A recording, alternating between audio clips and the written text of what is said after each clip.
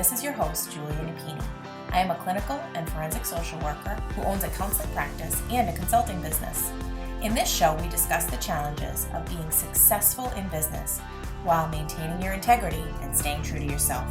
Join me while I interview other professionals and share insights from life and experience.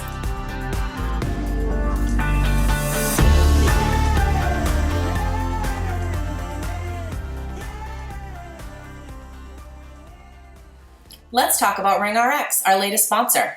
RingRx is a high-quality, HIPAA-compliant telephone, text, and fax communications platform. They provide seamless, cost-effective communications for behavioral therapists, medical practices, hospitals, and other healthcare providers.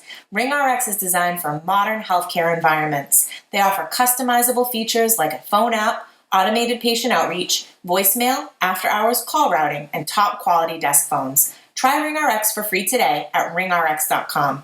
And if you sign up using the code CLIMB, you'll get 15% off your monthly bill forever. Conditions apply. Hello and welcome to another episode of the Compassionate Climb podcast.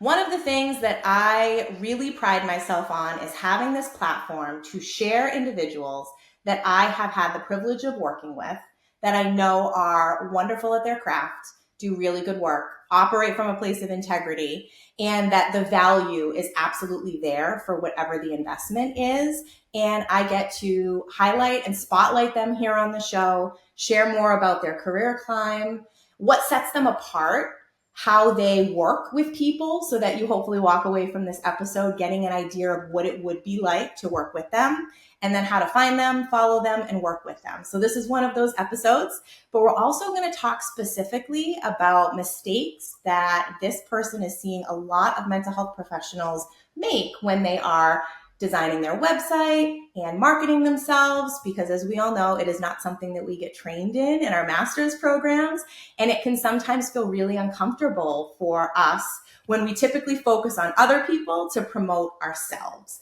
And so hopefully you will all feel more confident in that by the end of this episode. So Alex, Sandev from Hive Source, welcome to the podcast. Thank you for having me, Julia. What a great introduction. Wow. Straight off the dome. Unbelievable. You prepared that. I know you prepared that. No. So that's just the authenticity of what this show is all about. And I could not be happier to have found someone that I am thrilled to share with our audience. So fill everybody in on what it is that you do and how you got to be doing it. Absolutely. Well, I think greatness just is a whole circle that starts coming around. The more people you meet like that, the more you surround yourself with them. So, the way we met and, being on this podcast as well is such a accomplishment for me. And, I want to say thank you firstly for that. Secondly, yes, I have a company. It's called Hive Source. I make websites for pretty much anyone in the mental health industry and specializing pretty much in therapists, mental health practitioners since 2023. And specifically focusing niche for the main reason that I love working with therapists. Honestly, it's a super easy niche to get addicted to because it's so tight-knit. There's a big community. There's a whole sense of willingness to help and understand each other, a collective per se versus more so like everyone for themselves, which I've seen in various other industries that I've worked in. So once I came to this industry, I was like, this is really fun. It's gratifying. And being good at what I do and, getting some great results for the first clients I work with, I was like, I should helps the word spread. Yeah, that as well. That's awesome. Well, what I can share about our experience working with one another, just to highlight what you're referencing. So anyone who has not yet, please check out the websites for Compassionate Counseling Company and Compassionate Consulting Company. So those were Hive Source websites. They are new and improved, and you really captured the essence of what we're all about. And yes, we had some conversations prior to, and yes, you had our original website to go off of, but from that, and I think just your understanding from working with others that are in this space, but just really understanding people, you portrayed us in a way that really felt in alignment with who we are. And so super, super impressed. So I'm happy to hear that your experience working with this community has been positive. And so speaking to kind of what I had referenced in the beginning, I know for me, it was really challenging when I got into this field to market myself. It didn't feel comfortable. There's kind of this ick that comes up for us a lot of times because we don't want to be too much. We don't want to be salesy. And a lot of times it's much more comfortable for those of us that are trained as mental health professionals to put the focus on other people. A lot of time that's why we came into this field. And so it's something that I had to learn in time and get more comfortable with and figure out ways to market that was in alignment and that was authentic to who I genuinely am. So I would love to hear your thoughts on doing this work with this niche in particular. What are you finding are the biggest challenges for those in this space? And what do you do to set them up for success in this process? And then we'll get into maybe 3 things that are common mistakes that we all make and what we can do to fix them. Sure. Sure. Yeah. Very well put for that. I mean, obviously going into um, starting your own private practice, that is in itself difficult, challenging. It's Yeah. a business where you have to learn so many different facets and multitask and try to grow and try to be sustainable and uh, not burn out. So there's a whole lot of things that, just part of being a business owner. So when I typically talk to somebody, the first time I talk with Mm-hmm. them, it's to understand firstly what stage they're at right now. Like, what Mm-hmm. stage is your practice at? Um, are you sustainable yet? Are you not sustainable? What's the goal here with your practice? And what is the underlying decision of investing in your practice? Because it's not just, I need this website just because, I have the money and why not, right? There's a lot of things that go into it. Like, firstly, it's either I need to grow my practice so it's sustainable for me, um, for my team. 2, I'm not getting enough clients and my current website is not performing as it should be. 3, I got screwed over. I've had to do it myself, and I'm just really not happy with the end product. And oftentimes those are like the 3 main things that I'm seeing. So gauging all those things, the first important piece is understanding like the pain points of, what does it really cost of making a website? What does it really Mm-hmm. cost of investing in your practice? Because at the end of the day, it is on marketing, and if you don't know who you're marketing to and why you're marketing, then you're kind of going in without a real final outcome for what Mm-hmm. you want out of this. So, typically I always ask this, like, what are your goals? Um, all right, why? And then that's how I kind of mix and see if it makes sense. Understanding like the psychology behind, your decision, the psychology behind your target audience, if you have one. Um, and there's a whole bunch of things. I think you remember I have you filled out a form with like a whole Yeah. bunch of information about your target audience. Because a lot of people, they go into this industry thinking like, I'll help everybody, and that's great. I love people who can do that, but they're not really helping themselves after a certain point of time.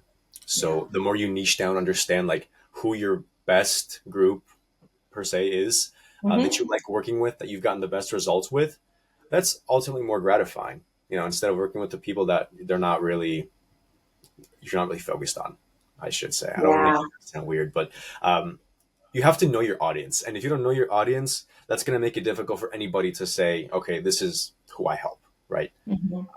So the first big thing is like understanding this content. Yeah.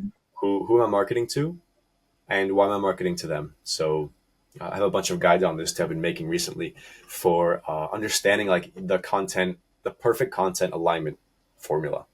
So Mm-hmm. how to make everything resonate with who your ideal client is. And that's something I really stress. Like, ideal clients Mm-hmm. before anything. Really, really important. So is my marketing being targeted? Is it deliberate? Right. That's why I go into these questions, and a lot of times people get caught off guard because they don't really know. They've just known like, oh, I have a website, it's just not performing. Well, what's the reason why it's not performing? Right. Yeah. Then I go in and do an audit. Like, okay, here's what your website currently says. It's missing a hero section, a banner that calls out specifically who you work with and why they should work with you. Yeah. Right. So there's a lot. Okay. So would you say that would be the number one thing that you see most often? That therapists aren't necessarily identifying that niche or speaking to that pain point and they're too general? Well, it's this has been a problem that's been kind of brewing ever since the big tech companies started investing a lot of money into this space. Yeah. So now they're battling with people with very big budgets and companies with very, Right. very big budgets, and they're trying to stand out from all that. If they don't take insurance, they're even more, I guess, difficult for them to stand out and try to differentiate. So yes, content is huge. It's very big, and that is a big decision for people to make because therapy isn't a financial decision. It is an emotional decision along with a financial decision.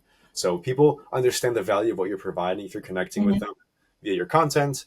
Um, then yes, they're gonna go with you, no Yeah. problem. But Got it. Okay. So the biggest solution to that, it sounds like, would be to get really clear on who you're helping, speak directly to them, have it in a banner, and also, I'm assuming, in all of your copy throughout your website. Anything else you would say specifically to that point? well, having an online presence in general is super important in all cases. A website, that's one thing, but then you need a Google business profile.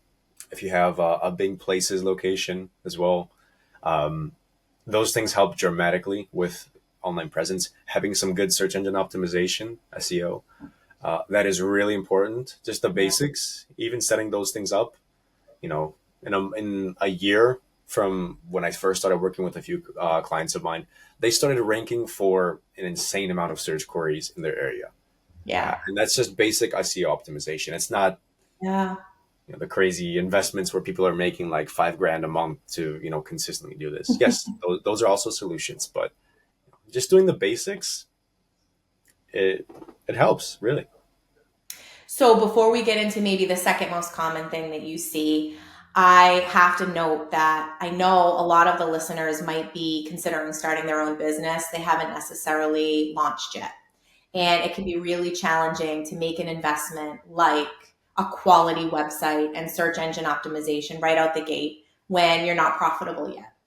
But what I can say in my experience is that wouldn't you agree that it's one of the most valuable things that you can do? Because once you've established that presence and once you've optimized, and when you maintain that, it's a long term investment. And so, in all reality, what I can even speak to is if you ever get to the place where you grow your practice to a point where you consider selling it, and you are trying to get a business valuation, one of the components that is really important to consider is that website in and of itself could be considered part of that investment.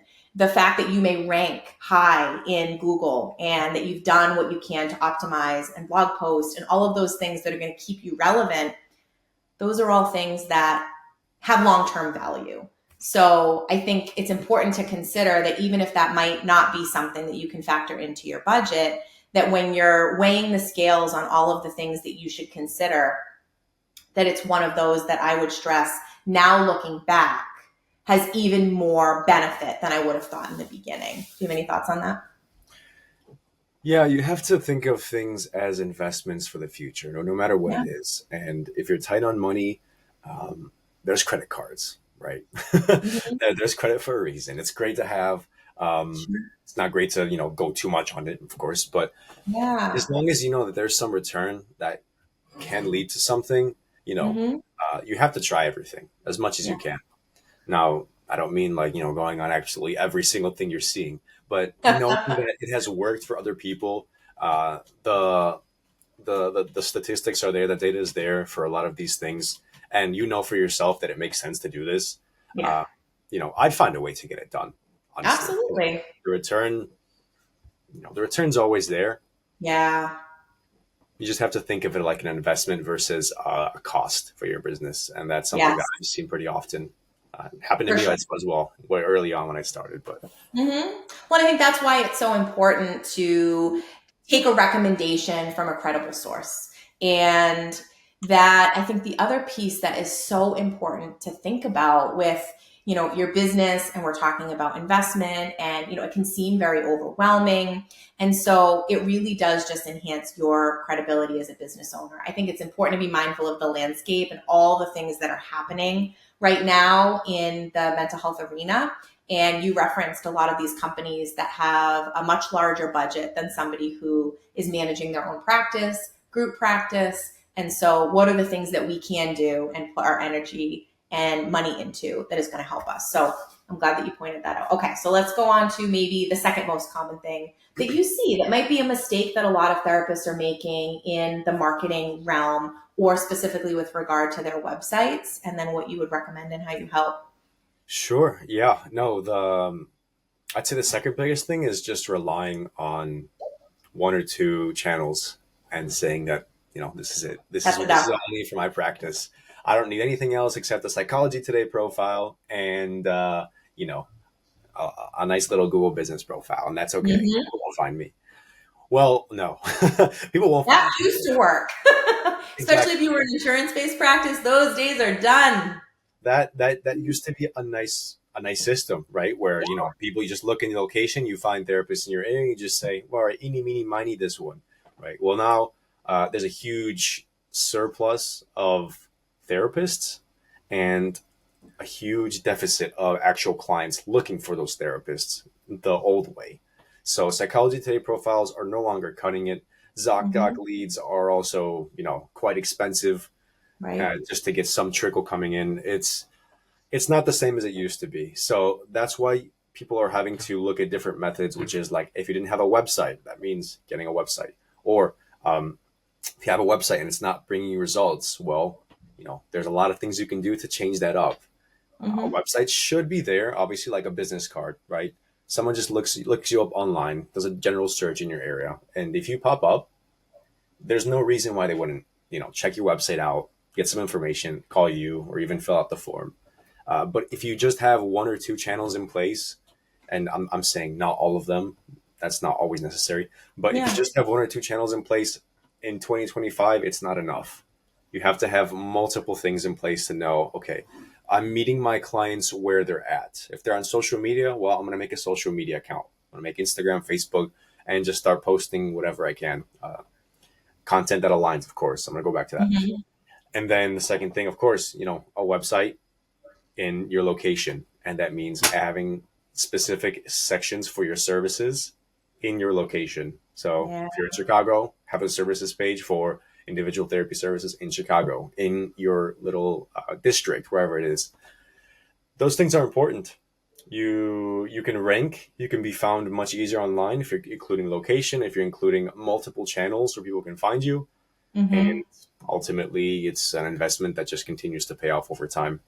Yeah. That's a great point.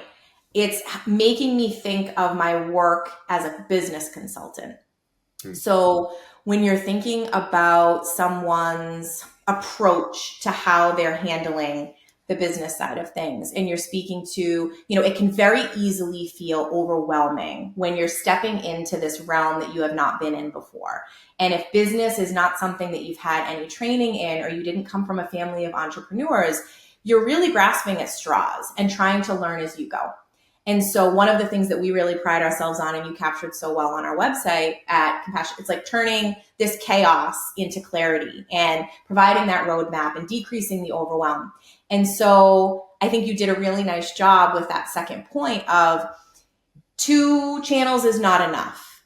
And then from there, somebody could very easily think, okay, well, there's all these different avenues. Which one do I choose? Where do I invest my time? I only have so much in a day. Where do I invest my money? And I think the key is figuring out where your clients are. Yes. But then you can also repurpose your content. You could take one idea and you could make that into a reel for social media, a carousel post, a blog post, you know, put it in your newsletter. So it's not necessarily reinventing the wheel or doing a lot of this extra. I think it's just being really smart and strategic about the content that is really going to speak to the right people, and then how do you ensure it's getting to them? Any thoughts on that? Yeah, that's expertly, honestly put. There's so many things you have to understand as being a business owner, relating to people, a salesman, a therapist, All the hats. Like, yeah, all the hats, just imposter syndrome galore. Mhm. But putting all those things together, I think it all really just stems down to really what you want from yourself on a personal and professional level. And Yeah. from there, you can understand what you have to do to get to there. And a lot of people in this industry, I'm noticing, are not really sure what they want, right? It's more so kind of like putting a band aid as a temporary solution because I know I want more clients, right?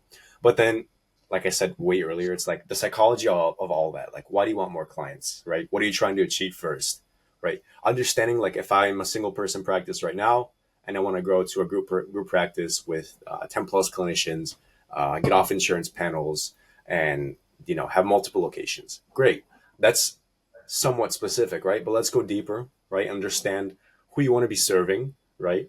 Um, what is the exact niche of those people? What is their mindset, behaviors? Why do you want to help those people in particular? What problems are those people experiencing? Right. Right? And then you address all that. And after you address every single one of the problems that, of the people you want to be helping, you know how to make content based on those problems. And all that content you can use on your social media, on your website, Google Business Profile, on absolutely everything, blog posts as well, to Hmm. target, of course, the parts that are missing for people, especially nowadays. People are always on their phones, are not sure, like, I'm upset. Why am I upset? I don't know. So you use those things that people can see online and say, okay, well, that makes sense. These people are upset because one, they're constantly, scrolling on their phone. They no longer Numbing out instead of maybe addressing the root of the problem. exactly. So they're all like core problems people are having, but in those core problems, there's like sub problems in there. I Yeah. call them like problem frames. So if you can address all of those things, and then addressing like your goals or what you want to achieve, then I think it's really simple to understand what you have to do without even having a business mindset. Honestly, I study finance, like, and then I got into website design. So after a couple of businesses, this is where I'm at. Hmm.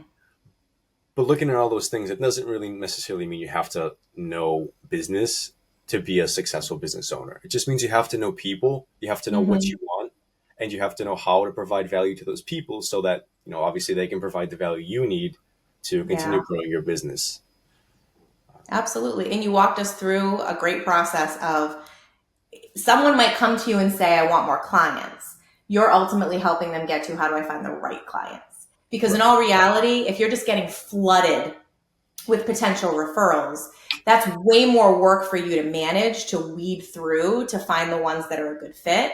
Whereas if you are really clear on who the right clients are and that's consistently weaved throughout everything else that you're doing, they're going to find you and it's going to save time, but it's also going to result in more positive outcomes on the couch, in the session, in the virtual therapy room. Yeah. So awesome. Okay. And so what would you say is maybe one more thing that you see commonly as you are working with someone that is in this field that is a struggle, a pain point, something that could so easily be fixed, but we don't necessarily always know what we need to do to fix it? Yeah, I'd say one thing that I've been noticing recently with people is they don't want to do anything themselves. They have the idea, like when they first start out, it's like, oh, cool, I can do this myself. I've seen a couple of videos online. I've seen other people do it. Easy. I'll start it up myself. I'll start a website on Wix. I'll go ahead and start it up. Then you realize, like, whoa, what do I have to do here? Like, what am I making this for? What do I need to put on here? Right. So there's a whole process of there's no blueprint for me on how to do this, right? But if you look up online how to make a website, it's super easy, right? You just know, like, offer the services, structure it out, and just put a bunch of content that people can, easily read and digest, right? That makes sense. But, each person has their own thought process and mindset, like once they make a website. So some Right. people like reading a lot more content, other people, they don't like reading content, right? And so you sometimes end up with a website that's just like blurbs and blurbs and blurbs of content with experience and why you should choose me and where I've studied, alphabet soup, and so many other things, like pictures from 1993. That just, you know people don't really need to see all that, right? They need to understand like what value are you bringing to them, but you don't know how to do that. One, you're not trained on it. Two, you don't have the time to learn it. Three, you don't really want to. So, to Yeah. address all those things, you don't necessarily have to learn all this to make it yourself, right? Right. There's so many tools out there to make websites super easy to use. Um, Literally, ChatGPT being one of the best tools right now to literally make content.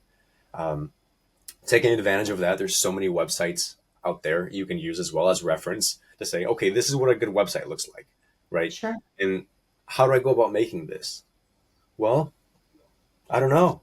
I don't have the time to. I don't have the time to do all those things. Well, I'm it just gonna say, becomes one well, more task on a never-ending to-do list. And yeah, like you're saying, if you're going into it, and even if you find a step-by-step guide, I mean, even for me, somebody who created her own website and used them for quite a while, there's no comparison to what you created and what I was able to make early on in my business. And I think the key piece is there are elements that you're an expert in that some of us may never get to that level, nor do we have the desire. Search engine optimization, for example. That's one key piece where there are some things that need to be done on the back end and things that need to be linked, and that the average person is not going to know how to do that. And so you may save yourself money.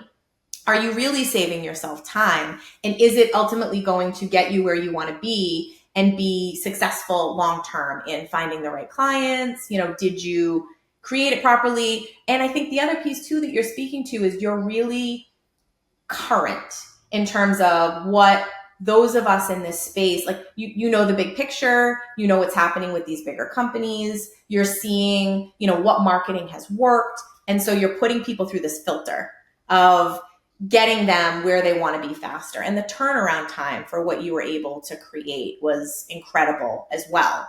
So the floor is open. I'm sure you have some things to say about that. yeah. Ultimately, I mean, what you said kind of really resonates with a lot of people. I think who would be listening, or Yeah. yeah, I made this website myself. Yeah, it took me a lot of time, and now I know I have to change it. It's not really getting the nicest results, but like I don't have time to do it. Yeah, Mm-hmm. don't have time And to then they do it. just procrastinate. And then procrastination. And then what happens? Months from now, you're going to give me a call saying, hey, I don't have time to do this. I might as well just pay somebody to do this, and you might as well do it for me. Right. And I say, of course, that's, one of the goals. That's why I'm here, of course, to be a resource to help, make that happen. But you're going into the mindset of, it's okay. I can just put it off for later. I'll have time. No, you won't have time. You won't have time because you're a business owner, and business owners have no time. It's just statistically proven. We have no time. Learning all those things, it's a whole process. And I'm not saying like I don't like the done DIY approach. I really Yeah. like it, but up to a certain point, it's realistic, and then until okay, well, what's the reality of this? Am I getting results? Is it really working? Am I really noticing the difference between if I were to do it myself or a professional were to do it? Um, of course, there's a difference, right? We're trained in this, but Right. you know, Well, and I can also speak to how it has the potential to reinvigorate your business. When you have a website that you're proud of, you're going to be so much more inclined to want to share that, to be thrilled when it's doing what it's meant to do. And so there's a lot more that can come from that by making that investment and having a product that you ultimately can take pride in. that So. is true. So I would love to share. I mean, you and I have had some discussions recently, and it seems like in doing this work, you had identified kind of this missed opportunity from what you're seeing out there, and the gears are turning, and clearly you're a visionary. And so you immediately were thinking, what can I do to kind of bridge this gap and provide some help? And so I know that it's still in the works, but what is it that you have been thinking? And where can people follow along for more of those details once this program has been created? Absolutely. No, there's been something in the works for the past month and a half. I've been thinking on a system that's missing with practice owners, specifically male practice owners who have a practice that's somewhat controlled. They understand like what stage they're at, but they're stuck in the growth stage. They want to get past a certain level where they can get out of the position of being, clinician and supervisor and professional firefighter, putting all out the fires, to a point where they can really be delegating a lot of that work. And I'm noticing in this industry that a lot of males love to, focus on one thing, right? And that's, this is the work I have in front of me. I have to get this done. We're not really focused on multitasking, and we're not really able to see the benefit in, I guess, growing at the same time as doing, work, and at the same time as, being a father or whatever, and all those things. It's Right. difficult. There's a lot of things we have to balance out, right? But there's a part of me here where I know there are systems that are not put into place in your practice that have to be put in place for it to work and for it to grow as, effectively as it can. Hiring the right people, right? Understanding your target market, having a great offer, having a great sales process, sales system, admin assistants who can take care of everything, billing, whatever. All those things go into play, because if you don't have a specific system for what you want to do with your practice, you're not going to have a goal for it, because the first obstacle in the way is the mindset of I don't know what to do and I don't know how to get there, right? So I'm building course materials, guides, and all this stuff on how to Mm-hmm. get past that that mind frame of I can't do this and I don't know how to do this and I'm stuck and I don't have the time and it's just so overwhelming, Mm-hmm. to I know I can do this. I have everything in place. I have all these Yeah. systems in place that can help me get there. I know what I want from my practice, from myself, and from my team. And I know that I can comfortably say I can leave the work for a little bit and I know it's not going to go out in flames. Right. So Right. I'm making a course on that. Long story Wonderful. short, I'm making a course on that. Mm-hmm. I have some stuff coming out on my private Facebook group. I'm also going to be making a public one and posting more on my Facebook about those things and like what I have in the works. It's a very long process, but as soon as I get stuff done, then I'll be publishing everything on Facebook so everyone can see and share. Wonderful. Well, I mean, I can speak for myself, but I'm sure this is also something that a lot of males may have difficulty with as well. It's hard to ask for help. It's also really hard to identify what it is that we don't know. And so, a lot of times, especially when we're in the space, we are putting a lot of pressure on ourselves to have the answers, to be able to serve our clients, to be able to, treat and support whatever comes to us. And so I think it's wonderful if we can streamline that process and make it accessible to everyone. But yes, I think there are maybe some unique challenges for males in this space. And I'm really happy to hear that you identified that and that's an area of focus for you. So yeah, if you want to share any of that information, I will definitely put it in the show notes so everyone can follow along. Hivesource.com is the website, very easy to find. Again, check out our sites as a reference to see the beautiful work that Alex has done. Is there anything else that you wanted to share or leave the audience with today? Well, it's a lot. Being a business owner, a practice owner, wanting to help people, and having that ethical dilemma sometimes, which is like, I want to help more people. Or am I doing this for me? Am I doing this for them? That's something huge to think about too. Ultimately, I know that I wouldn't have gotten where I am without, knowing for a fact that I can provide value to people. Yeah. And the better relationships I have with people, the more willing they are to share me with other people, and the more willing I am to share them with other people. So really, trust in your network, invest in your network, invest in the work that you're doing, the work that you believe in you're doing, and the rest will all just come out to play. So hivesource.com. I love it. Thank you so much for your time today, everything that you shared with the audience, the incredible work that you did for the websites for both of my companies, and for hopefully continued ongoing collaboration. I really can stand behind what it is that you're doing. And so anybody that mentions the Compassionate Climb podcast, when they reach out to Alex about his services, will get 10% off of a website design. So I really appreciate that you're willing to offer that. And thank you everyone for listening today. If you like what you're hearing, please rate and review. This will help others find us and benefit as well. The Compassionate Climb podcast represents the opinions of Julia Napini and her guests. The information provided is intended for educational purposes only and should not be taken as legal advice. If that is what you are seeking, please consult an attorney.